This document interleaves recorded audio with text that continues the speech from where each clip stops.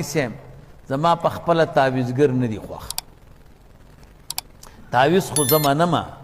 او دلایل هم پې ویمه خو د تعویزګرو دا دوکې مې نه دي خوښې دوکې کوي مسلمانانو نه مالونه خوري د مسلمانانو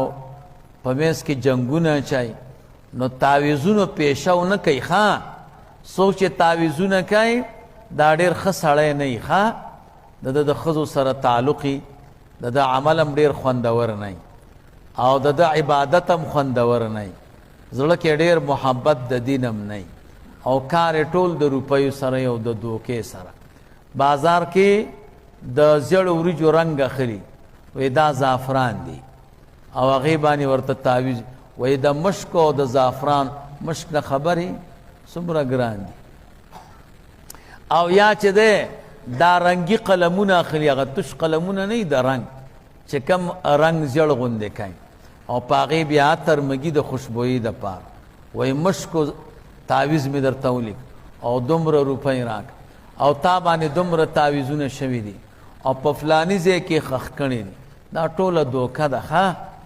او ټول چل ول دی زما د معلوماتو موافق تعویز را ایستل ګران کار دی یو سړی و هغه به چل کو ښه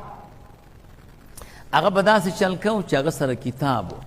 تعویزونه به یې مولوي صاحب وکړه او ستنې به یې پکې خښې کړې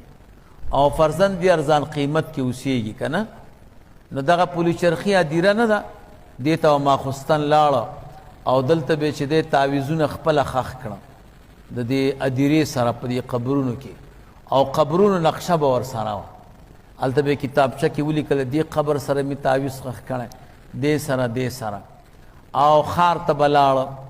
پغمانه پورې به لاړه داسې به سروبي پورې جلال آباد ته پورې چې دا خلک ما ته راځي که نه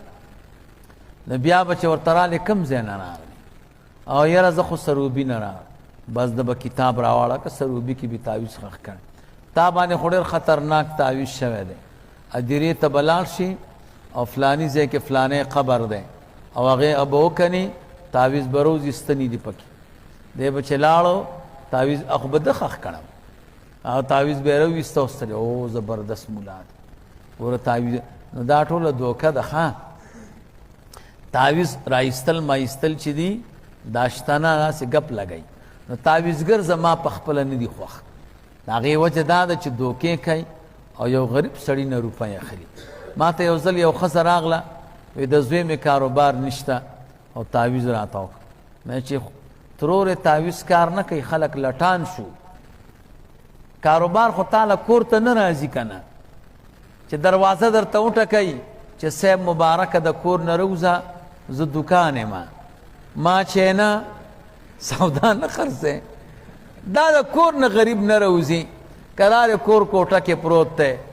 او چارایي خو نه راځي دلته نو څه به کاروبار پیدا شي ما ورته وی ترورې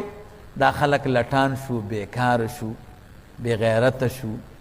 او دا چې دی په تیار آموخته دي کاروبار پسې به وځي زمونږ علما وایي من طلبا وجد وجدا جد پکې پروت دی ګوره دننه پټ چا چې د یو شي طلب کړی او کوشش هم کړی الله تعالی ورکړی دی او دا ستا زوی کور کې پروت دی او کټ کې او د کور نه زړه نه کېږي مې ښه کوي خو د دوکان هم زړه نه راکېږي چې د کور ته راشي که نه نو بېغمه شه دا د تعویز کار نه دی دا سړی په خپل ذاتي بېکاره دی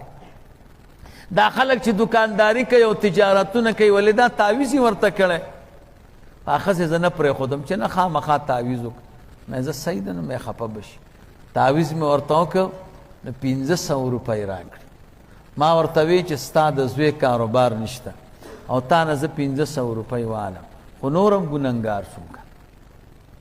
ترورې دا 1500 روپۍ م واله ویلې نه چې 1500 روپۍ زه در نه کم بیا تعویز کار نه مې کوي تعویز کار کوي خو تاسو غریبانان یئ مسکینان یئ او کور کې مو د وړو درک نه لګي څنګه در نه 1500 روپۍ واله ما 1500 روپۍ ورکړې نو تعویز یې واپس راک او خیره راته کوله چې صحیح تعویز دې نه دی کړی بې پیسو تعویز چېرته کار کوي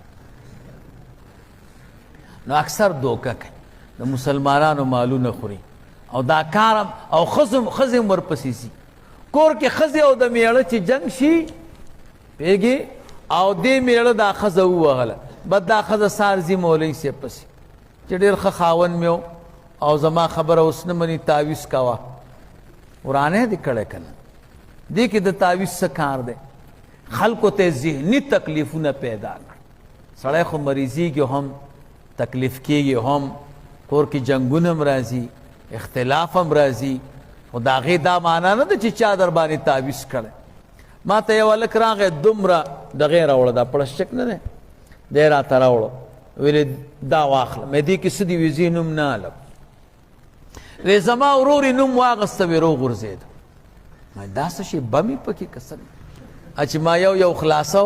یو خلطه پکې و هغه ټک واله او په هغې کې میموري کارډ و 4 GB وی دا چا دم کړی دی او وی موږ کری راغورځولی دی او وی دا چې زموږ کور ته راغورځېدلی موږ ښه ورځ پیدا نه کړي او کور کې مو جنګونه دي او لانجې دي بس هغه میموري کارډ به اوس هم ما سره ما ورته وی زه بس بېغمه شوې د لوی اټم بم نه مې خلاص کړی او خپل کور ته مې ویوړه نو دا کار د ښځو دی مولوي صاحب